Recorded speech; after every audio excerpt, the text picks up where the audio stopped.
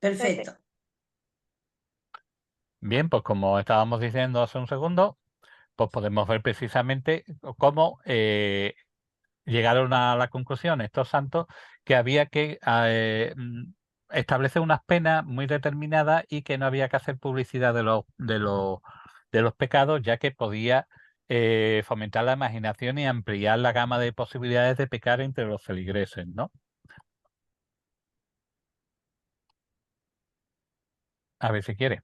Ahora, el concepto de sexo, del sexo entre las diferentes culturas, la cristiana y la musulmana, es muy diferente. Y vamos a entender por qué de este fenómeno en la España de ese momento, ¿no? En las culturas orientales se considera el sexo como una fuente de felicidad y de bien, mientras que en Occidente se considera todo lo contrario, el origen de todo mal y embellecimiento, ¿no? Entonces, como hemos explicado en un apartado anterior, cuando se contrataba a este tipo de personas, representaban lo que en su religión no podían representar. Y sin embargo, por ejemplo, cada elemento en la iglesia tenía un fin preciso, ¿no? Los mozárabes españoles tallaban en las iglesias esos ideales de celebración del amor que los musulmanes tienen prohibido tallar en sus templos, ya que ellos son iconoclastas, ellos no pueden representar ninguna figura, ni siquiera la figura de Mahoma, pero que sí firmaron con su excelente literatura erótica, ¿no? Podemos verlo incluso en las Mil y una noches, vemos diferentes escenas de carácter erótico. Junto a la imagen de este mundo musulmán, habría que considerar a su vez que en la zona donde más abunda este tipo de representaciones de tipo sexual es sobre todo en el sur de Cantabria, que qué casualidad son las zonas que tuvieron la cristianización más tardía, es decir, que durante muchos más siglos convivieron con conceptos pertenecientes a distintas religiones paganas. Esto lo vemos aquí en los canecillos, vemos un personaje itilifálico, vemos personajes que están copulando, vemos una mujer enseñando su sexo. Eso es en Cervato. Entonces, las escenas sexuales que más se repiten suelen ser las de hombres itilifálicos, sean onanistas o no, o bien de monos, también itilifálicos, haciendo una representación del hombre. Tenemos que tener en cuenta que el concepto romano del mono, perdón, has levantado la mano, sí, dime. José Luis estilifálico, ¿qué es? Itilifálico es que se representa con el pene erecto. Ajá, vale, perdón. Entonces, cuando vamos a ver que ¿esto qué es? Ah, que ha acabado vamos a ver que justamente en las diferentes representaciones de tipo neorrománico y en multitud de esculturas aparecen casi siempre una serie de representaciones de personajes con el pene erecto. Incluso en los cuadros de Bruegel y del Bosco vamos a encontrarnos personajes como los tocadores de gaita que aparecen siempre con el pene erecto. Son representados de manera itilifárica. Incluso en las sillerías de coro vamos encontrando en multitud de sillerías de coro de las distintas catedrales de España muchos personajes itilifálicos, sobre todo en los pomos. Bien, pues estas mismas actitudes del hombre itilifálico y recordando que el romano considera que el mono es un hombre que en una vida anterior pecó de manera muy grave, pues como castigo hacen que se reencarne en la figura del mono. Por lo tanto, sirve el mono como pretexto para representar aquellos males, aquellos pecados que el hombre cometía, ¿no? Y también nos vamos a encontrar mujeres mostrando su sexo, que además esta figura y otra que hemos visto anteriormente mostrando su falo electo, están justamente a la entrada de una catedral, es decir, están a ambos lados del pórtico. Pues nos vamos a encontrar este tipo de representación de una mujer enseñando su sexo, que vemos que es una mujer casada porque lleva el pelo recogido, una toca, pero esta representación no es una representación nueva porque desde el 3000 a.C. Existe la figura celta, que es una diosa de la fertilidad que se llama Shila-na-nig, que también se encuentra representada en algunas partes del norte de Galicia, en fin, en todas las zonas de gran influencia celta. Por lo tanto, vemos que el sexo siempre ha estado representado de manera continua y constante, ¿no? Por parte de todo el personal. Incluso en los libros en los libros iluminados, por ejemplo, podemos ver aquí en el libro de la Duquesa de Normandía, que se encuentra en el Metropolitan de Nueva York, vemos aquí una representación que además el artista juega con la cosa de llamarlo el origen del mundo. Entonces, algunos han querido interpretar como el ojo de Dios, otros han querido interpretar como una vagina, Yo desde que vi El Señor de los Anillos lo veo como Sauron, ¿no? Pero bueno, para que os deis cuenta cómo se representa y se ve de una manera muy natural, porque era una cosa muy natural. Hemos de pensar que en el medievo las casas se llegaban a juntar en el interior de unas casas que no tenían habitaciones como tenemos ahora, que el cuarto de baño, que no era tal, era un agujero fuera de la casa, de la vivienda, donde vivía el matrimonio, vivían los hijos, posiblemente los padres de él y de ella, posiblemente los hermanos con sus parejas, y todos en una habitación que no había tabiques ni había. Entonces, el sexo, el hacer el sexo era una cosa muy normal, que los hijos veían a los padres, los padres veían al tío, no sé cuánto, y encima, si tenían la suerte de tener la posesión de un caballo, dormían con el caballo en el jergón donde ellos dormían, ¿no? Entonces compartía cama con ellos su máxima posesión, que era un caballo. Por lo tanto, hemos de entender que el concepto del sexo como tal no era el tipo de cuestión ni íntima ni pervertida que tenemos ahora, ¿no? Dentro de este tipo de personajes vemos que hay multitud de actitudes y multitudes de actitudes satíricas, ¿no? Entonces, se encuentran sin par en el libro de la Drollerie, que es como se llaman este tipo de personajes, o el devocionario de Croix, que se realiza a principios del siglo XV.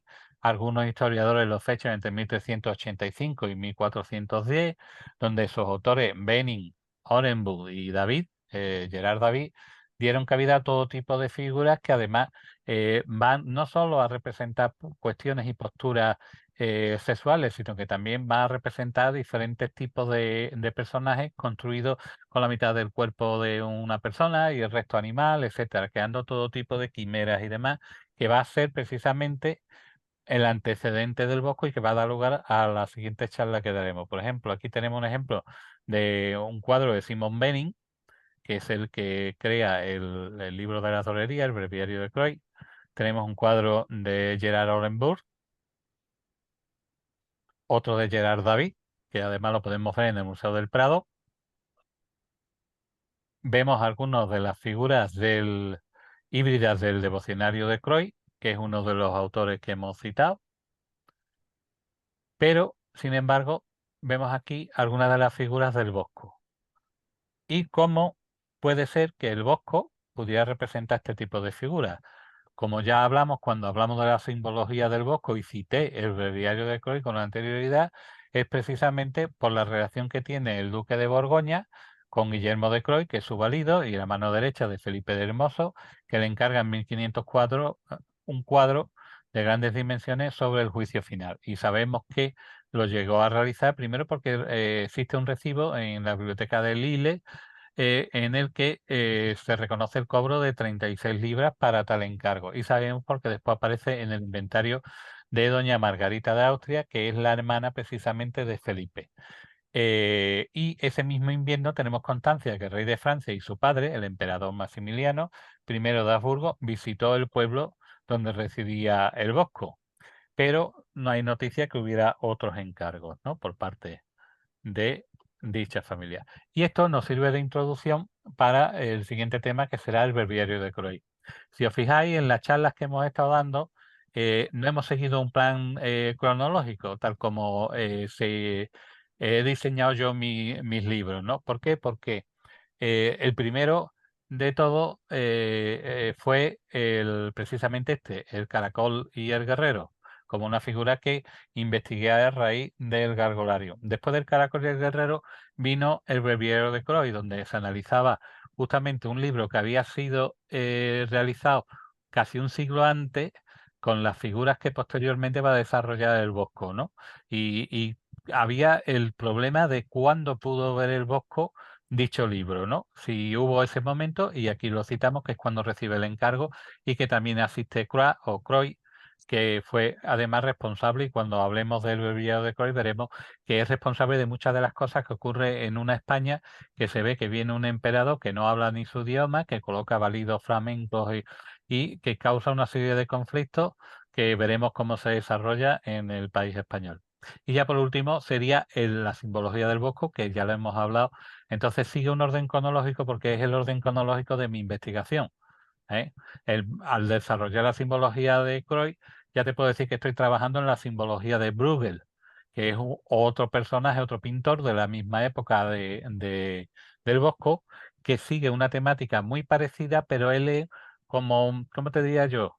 Como un estudioso de la antropología del lugar. Entonces, en sus cuadros hay una serie de sucesiones morales, de refranes, en fin, que lo hacen un personaje muy interesante. Por decir, ponerte un ejemplo, hay un solo cuadro en el que hay más de 120 refranes, cada uno con su escena, con su imagen, y cuando ves el conjunto, ves un conjunto perfectamente homogéneo, donde se generan diferentes tipos de escenas determinadas, costumbristas, pero que están representadas allí. Entonces, para que veas, para que podáis seguir la línea argumental de investigación, cómo una cosa va llamando a la otra y como, ya te digo. En fin, quedo a vuestra entera disposición, como siempre. Yo tengo varias preguntillas. Las que tú quieras.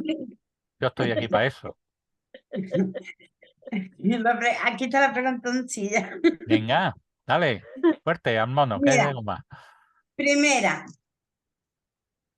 comentabas al principio lo de las marginalias, ¿no? Que son lo que escribían en el margen, ¿no? De Sí, lo... hoy día, los marginales de los libros iluminados medievales son esos dibujitos, esas formas geométricas, esos elementos vegetales que rodean todo el contorno del texto. Esos son los marginales. Pues pasa que ese tipo de trabajo ya no se hace en los libros, porque el libro que tú cojas verás que no tiene ningún tipo de ornamentación. Y entonces hoy día, desde finales del siglo XIX, bueno, más bien casi desde la invención de la imprenta para adelante, finales del XVIII, principios del XIX, se valora precisamente las anotaciones al margen de los libros. Y se han llegado a pagar dinerales auténticos por anotaciones de personas muy conocidas a los márgenes de los libros porque demuestra su forma de pensar. Incluso algunos tienen dibujitos hechos en los márgenes y eso pues sube la cotización de esos marginalias, ¿no? Eso en el libro del Caracol y el Guerrero explico lo que es un marginalia y cuál es su evolución, pero si queréis algún día damos una charla sobre eso, que es muy Sí, porque yo interesante. lo que tenía la curiosidad de que las personas entonces, los mismos escritores no eran lo que hacían los dibujos y todo eso, claro, No, me no, no, imagino no. que tenían sus ilustradores, En claro. efecto, no, es otra persona que, pero por ejemplo, tú imagínate que existiera un libro del siglo XVIII que tuviera anotaciones de Abraham Lincoln, pues eso valdría un dineral, ¿no? Y como ese ejemplo te puedo decir varios, o si encima tiene dibujitos, o cualquier libro de, yo qué sé, de García Márquez, por ejemplo, de sus comienzos. Imagínate que tuviera unos dibujitos al margen de Dalí. Es que incluso en un libro, cuando tú lo dedicas, yo que por ejemplo soy escritor, llevo 11 libros escritos, cuando tú dedicas un libro, tiene más valor si el libro está dedicado a una persona determinada. Es decir, no para Manolo en señal de amistad, no, tiene que poner para Manolo García Domínguez en señal de amistad. Y entonces ese libro tiene mucha más importancia, porque si esa persona después se hace famosa, crea una serie de vínculos y se le sigue una serie de pistas que hace que tenga más valor. Simplemente, es una cuestión crematística. Como curiosidad, pues bueno, puede haber curiosidad de, por ejemplo, hay anotaciones al margen de un libro de Proust sobre libros de filosofía, hay anotaciones de Einstein, en fin, hay muchas anotaciones. Ya te digo, es muy curioso y además algunas son dibujitos de marcado carácter, algunos filosóficos, otros eróticos, en fin. ¿Y hay algún ilustrador que se haya hecho particularmente famoso? Mucho. Que ilustradores cientos, no Sí, podría pero me decir. refiero en aquella época, no ahora. Aquí, en esta época, en el No, medievo los que yo te he citado anteriormente, es decir, los tres que te he dicho, por ejemplo, que ilustraron la autora del Román de la Rose, y en fin, sí, sí, casi todos los que vivían de eso. Ilustradores no te puedo citar ahora mismo así de cabeza, pero todo el que ilustraba márgenes de los libros, ten en cuenta también que era raro el pintor que ilustraba un libro o que hacía un marginalia de un libro por encargo, solamente era para los libros únicos de duques, de princesas, de reyes, las copias de los libros se hacían en los conventos, en los scriptorium, y ahí eran los monjes los que hacían los dibujitos. Incluso hay algunos que en las copias de los libros hacen referencia a una anécdota, por ejemplo, de un ratón que se comía todos los días un fragmento del pergamino. Y entonces él, una vez que lo mata, hace el dibujito del ratón comiéndose como homenaje, ¿no?, a la criatura. En fin, hay muchas curiosidades. Por eso decía que solamente el tema marginalia da para mucho. Es un tema precioso y ya te digo, tan solo los que encargaban los reyes eran hechos por pintores de renombre. ¿eh? Los demás se hacían en los monasterios y eran copias de copias de copias. Por eso es tan difícil encontrar libros anteriores a 1450. A partir de 1450 ya la cosa se vulgariza y con la imprenta ya todo el mundo puede tener acceso a la cultura. Antes no. Antes la cultura estaba en los monasterios y estaba vedado tan solo a los nobles y al clero. Por lo tanto, no había posibilidad que el burgo. De hecho, el burgo ni sabía leer y no entendía. Por eso las pinturas de las iglesias se hacían con un carácter, ¿cómo te diría?, aleccionador. Entonces los santos tenían un tipo muy determinado de iconografía para que la persona sin cultura pudiera entender quién era. Llevaban, por ejemplo, San José llevaba una vara de nardo o un palo seco con una flor renacida, etcétera. Son planes iconográficos para que el vulgo pueda entenderlo sin tener acceso a la cultura. Después ya con el invento de la imprenta ya se vulgariza, por llamarlo de alguna manera, todo el mundo tiene acceso a la cultura y hay una cosa que es muy importante, sobre todo para los pintores como el Bosco o como pintores que son muy localistas, que precisamente la imprenta facilita la profusión de estampas, de impresiones. Y esas estampas hacen que gente como el Bosco, que no ha visto un drago canario en su vida, porque nunca salió tan solo una vez, fue a Venecia y no pasó por Canarias, evidentemente, pues que sepa cómo es un drago, de tal manera que lo representa en el Jardín de las Delicias, representa un drago milenario, ¿no? Y es porque lo copia de una estampa de un artista alemán. Entonces lo copia sin haberlo visto. Es más, la representación tan famosa de rinoceronte de Durero, no solo que tiene una difusión mundial, todo el mundo como referencia utiliza el rinoceronte de Durero, pues Durero lo hizo sin haber visto un rinoceronte en su vida, solamente lo hizo con las descripciones que le dijo un comercial de la figura que había visto precisamente en Portugal, y ese rinoceronte que había visto en Portugal era precisamente un regalo que le hacía el rey de Portugal al Papa y que camino de Roma se hundió el barco y el Papa mandó que lo sacaran del fondo del mar y de hecho si tú vas al Museo Vaticano, allí se conserva el cuerpo de ese rinoceronte porque se disecó y allí está, ¿no? Que además, en un principio lo estuvieron buscando por la costa porque la leyenda es que el rinoceronte era muy violento y entonces Noé lo echó del arca, lo tiró por la borda. Y el rinoceronte durante todo el tiempo, los 40 días, los 40 noches, estuvo nadando detrás del arca y por eso tenían fama de buenos nadadores. Pero claro, este en concreto no pudo nadar porque estaba encadenado y entonces lo tuvieron que rescatar del fondo y como un detalle que tuvo con el rey Manuel de Portugal, pues el Papa lo mandó disecar. Fíjate hasta dónde nos vamos. Más José preguntas. Luis, Dime. hay algo, a ver, diferencias como símbolo, simbólica entre el hurón y el caracol. Cada uno tiene un valor No, determinado. verá, el hurón lo que se quiere representar es justamente una cuestión fálica. Y el caracol, por un lado, se le da la explicación femenina, la representación de la vulva femenina, pero por otro lado también se representa como el sexo masculino y la impotencia, ¿no?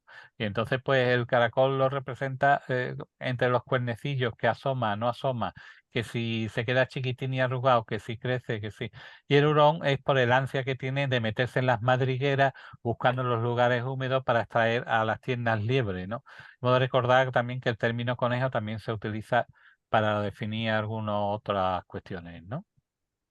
Ujú. Es que Otra cosa. los medievales eran muy calentorro, por decirlo de alguna manera. Más cosas. Vale.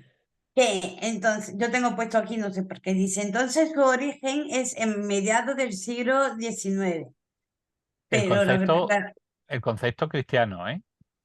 sí, pero la imagen y la imagen que se solía representar era a partir de la Edad Media. En efecto, es decir, las primeras representaciones de luchas del caracol y el guerrero son de 1230 por ahí. Y es una iconografía que se representa también en la escultura, como hemos visto en las gárgolas, se representa de diferentes maneras. Es una forma de mandar un mensaje. Ten en cuenta que sobre esto no hay nada escrito, es decir, hay 3 o 4 artículos que te los he citado en la presentación, era lo único que hay, no hay más nada. Entonces, hemos tenido que investigar de manera muy ardua para poder llegar a las diferentes conclusiones que en el libro se dan, ¿no? Pero que básicamente es eso, es una representación muy sexual de diferentes problemas. En el libro se dan muchas más pócimas para evitar la impotencia, se dan muchas más explicaciones, se explica el por qué se representa la forma de espiral, qué es lo que significa, por qué es la eternidad, por qué es el comienzo, por qué se representa con la sexualidad femenina. También lo relaciono con los pueblos mayas, en el sentido de que cuando los niños nacen, le cuelgan, si es macho, le cuelgan una caracola de estas estiraditas, que son así como un pequeño cono, y si nace hembra, le colocan una concha en forma de espiral, para diferenciar los sexos. Y incluso también se usaba como forma de la armadura de los guerreros mayas, en fin, también tenía otro tipo de interpretación que desarrollo en el libro y que no he querido traer aquí porque ya me parecía excesivamente largo ya la presentación. Más cositas. Yo por mi parte Isma, ¿y ya tú? tenéis cuatro mentiras a contar. Que estás muy Está bien. callada. Está bien. No, hombre, di algo. No, No, todo hombre, algo. bien. No, yo sabía que la marginalia eran los de los márgenes. Eso Eso lo es. sabía. Ahí viene el nombre. Claro, de los márgenes también empieza con la primera inicial, es Y la como letra, lo que se llama la letra gótica, que son, ahí también hay exactamente, representaciones de figuras, incluso hay representaciones de tipo sexual con las letras, es decir, por ejemplo, una A pues puede representar dos figuras desnudas haciendo cualquier postura del coito, etcétera, ¿no? Entonces es muy interesante porque es que lo abarca todo, y eso, precisamente esos marginales forma parte de la investigación. Yo cuando estudio las gárgolas me doy cuenta que muchos personajes de las gárgolas están representados en los márgenes de los libros. Y sin embargo, ujú, algunas de los márgenes de los libros son muy anteriores a representaciones de la estatuaria gargolaria. Por lo tanto, es muy difícil saber el origen.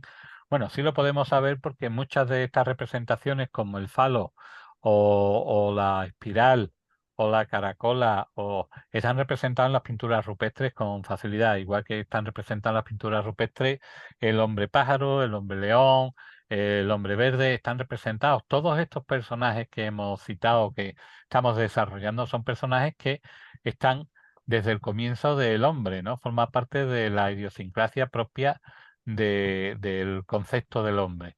Y es curioso porque hay un libro que lo tengo atravesado, lo tengo que terminar, a ver si en estos días que estoy de baja puedo, que es precisamente sobre los zooantropomorfos en las pinturas rupestres. Y analiza el origen de estas mismas figuras, pero desde las pinturas, es decir, desde las pinturas rupestres, desde la época de las cavernas. Y es curioso cómo se ha mantenido en los tipos el concepto iconográfico hasta nuestros días, ¿no? Entonces, es parte de la investigación, ya te digo, igual que me tira para adelante y me lleva a estudiar otro, también me tira para atrás y me lleva a ver el origen de estos personajes que nos acompañan desde que el hombre es hombre, porque dicen los científicos, no, el hombre es hombre desde que habla. Yo creo que no, que el hombre es hombre desde el momento en el que ve una escena, es capaz de asumirla, retenerla y representarla sobre el formato pared, incluso valiéndose del relieve de la pared para que con el juego del fuego de las antorchas parezca que tiene movimiento. Y sinceramente yo creo que la obra culmen del ser humano ha sido las pinturas de Altamira con esos bisontes, que nadie ha llegado a ello. Ese esquematismo, esa captación del movimiento, esa simpleza de recursos, hace que sea una obra de arte más allá de todo lo discutible. Y sin embargo, no se valora como tal, ¿no? Se valora más el uso de ¿cómo te diría yo?, del lenguaje o de la capacidad de cantar o de hacer instrumentos musicales, mucho más que ese concepto estético, artístico, de asimilar, de simplificar y de plasmar. Eso conlleva un proceso intelectivo muy importante. Entonces, yo cuando me dicen, ¿cuándo empieza el hombre empieza cuando pinta.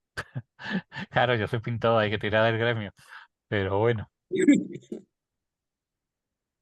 venga, Eh, ¿alguna es cosa que más? no sabemos lo que tenemos en las pinturas de Altamira. No No, lo no, sabemos. no lo sabemos, pero no solo en Vale. las pinturas de Altamira, hay muchas cuevas, Todo. que además tienen una parte oculta que para los del misterio tiene una serie de personajes representados, algunos francamente horribles, pero que se puede ver su paralelismo con muchas de las cosas que se ven, cuando despertamos en los sueños hipnopómpicos o hipnagógicos, de figuras que nosotros vemos, cuando nos despertamos de manera y el cuerpo no tiene mucho que ver. Ahí están representados personajes negros, personajes sin rostro, personajes incluso con sombrero. Tú me cuentas un hombre primitivo donde ha visto un sombrero. Ni se le ocurría, vamos, y menos un sombrero de copa, y sin embargo están representados, ¿no? Entonces, coaliga el misterio con esa otra parte, ¿no? De la mente que es lo suficientemente integrante, ¿no? Por eso a mí cuando me dicen lo del misterio, yo digo que no, que pertenezco al mundo académico, pero que no hay mayor misterio que la historia, ¿no? Y en eso podemos ver, pues, desde las construcciones megalíticas hasta lo que se representa en las cuevas y cómo se representa, ¿no?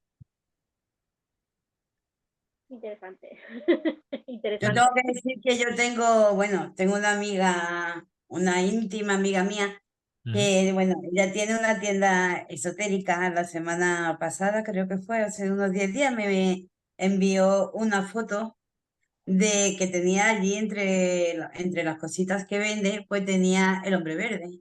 Mm. Una foto muy bonita que yo Sí, le, me lo enviaste la foto. que Claro, yo le envié a es que el José hombre Luis. verde, es milenario, es decir, se supone, como ya vimos, que es hijo de Lilith, la primera mujer de Adán, y a partir de ahí es una fuerza de la naturaleza. Aquí no tiene apenas, en España tiene muy pocas repercusiones, excepto por el norte, la parte más celta de España. Aquí el último hombre verde que yo he podido localizar se encuentra, los dos últimos, en la Catedral de Sevilla, pero no pega el salto al norte de África. No lo pega, el por qué no lo sé, pero no lo pega. Y la verdad es que, es curioso porque sus raíces son desde la India, pasa a las Islas Británicas, de Escocia a Irlanda, de Irlanda a Inglaterra, de Inglaterra salta a Francia y de Francia viene a España. Es una figura, para mi gusto, yo sigo dibujando hombres verdes y algún día ampliaré el libro, que la verdad me dio mucha alegría porque me dieron un premio por el libro, para un premio de investigación, pero he descubierto más cosas y me gustaría plasmarlo y, ¿sabes?, hacer una ampliación del libro, unas ciento y pico páginas, sobre nuevas cosas que he descubierto, sobre nuevos orígenes anteriores incluso al concepto de las cabezas kala de la India. En fin, es muy interesante. Lo que pasa es que cuando investiga, se van abriendo puertas y abre una puerta creyendo que es la última y no, esa puerta da a otras tres puertas y entonces, estamos jodidos. Eso es como el que empieza no para, ¿no? Esta amiga mía nos felicitaba, pero Mm, esta felicitación se la tengo que dar yo verdaderamente, no es para nosotros, verdaderamente para José Luis, mm, porque nos decía eso, de que estábamos tocando, que ella le encantaba el hombre verde, que lo tenía allí entre el objeto que ella vendía, pero que el conocimiento, las cosas que había escuchado de hablar del hombre verde era súper poco y que no nos, nos daba la gracia. Ujú. Ya te digo que esto yo se lo transmito a José Luis porque es él, esto es suyo. Por lo que bien que estábamos haciendo, porque estábamos dando a conocer cosas y conocimientos que no es tan fácil No, de no, tener, no. ni de llegarse Ya, de a él, ni nada. ya te digo, no hay nada escrito sobre el hombre verde, el único libro que hay es el mío. Y sí puedes encontrar en Amazon muchos libros sobre el Ender Greenman, pero son fotografías de hombres verdes. Nadie se pone a analizar el significado, las posibles raíces, etcétera.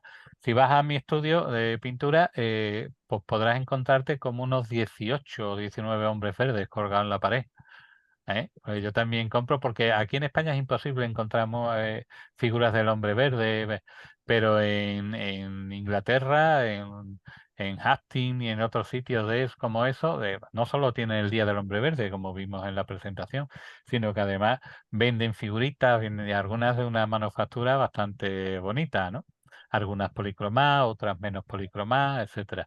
Y es muy interesante. La figura del hombre verde para mí ha sido un descubrimiento, igual que lo del caracol y el guerrero, y ahora estoy con el conejo asesino y con Bruegel, son los dos, pero estoy escribiendo el libro de la simbología de la Capilla Sistina, o sea, estoy en 14 sitios a la vez. Por eso digo que tener la pata chula no, no ayuda. Pues yo soy una persona muy nerviosa, estoy siempre, cualquier información que me sea válida, tengo mis carpetas abiertas y pues tendré como para 30 o 40 libros más. No creo que me dé la vida porque yo ya estoy viejo, pero, en fin, seguiremos en la lucha, como es normal. Y para nosotros es un gran regalazo tenerte aquí con nosotros, José Luis. No, Y bueno, el ya, regalo es mío porque yo, hace poco alguien me recriminó que grabara programas con una persona determinada, ¿no? Y yo no lo entiendo, es decir, no, es que Periquito es tal, no sé qué, a mí no me ha hecho nada y yo todo lo que sea comunicar el conocimiento, lo poco que yo sepa, entonces, que vosotros me ofrecierais la oportunidad, oye, yo encantado, pero igual que vosotros, cualquier persona que se me acerque y me diga, oye, José, tú puedes dar una charla de... Y yo encantado, si yo lo que quiero es dar a conocer las cosas.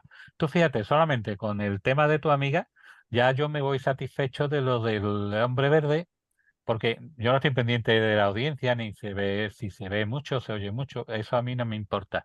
Pero con que una sola persona se preocupe de ese tema, pues ya significa que no ha caído en balde, ¿no? No ha quedado en baldío. Y todo lo que sea comunicar. Yo, mi palabra siempre cuando me pregunta un periodista o ayer mismo que tuve una grabación con mi amigo Oscar Fábregas sobre el tema de la simbología del bosque, siempre digo la misma frase. Quien me quiere, me tiene.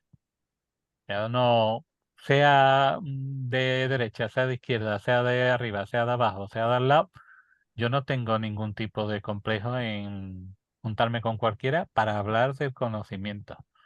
Siempre para hablar de conocimiento. Para hablar de política me tienes que echar un lazo, porque soy muy extremista en el sentido de que no estoy conforme con nada de lo que está pasando. Pero bueno, y así estamos. Así que yo encantado de colaborar con vosotros. Espero que el año que viene sigamos en esta misma línea y ya está. Además que es un año que para mí va a ser maravilloso porque es el año que me jubilo, con lo cual dispondré de más tiempo para poder investigar, para poder dibujar, para, en fin, con lo cual tenéis moneda para rato. ya te tenemos, ya te sentimos un poquito nuestro, José Luis. Claro, hombre, claro que sí. Contad conmigo. Yo encantado. Pues nada, Cuando queráis, cerramos la grabación. muchísimas gracias a todos nuestros oyentes, muchísimas gracias José Luis, muchísimas gracias Inma, y Pues nada. siempre aquí estamos desde el corazón. Muchas gracias. Gracias a vosotras y por vuestra amabilidad y por contar siempre conmigo para que os dé el peñazo. Pero en fin, muchas gracias. Me alegro de veros. Gracias, gracias, gracias. Hasta luego. Digo, Chao. Adiós.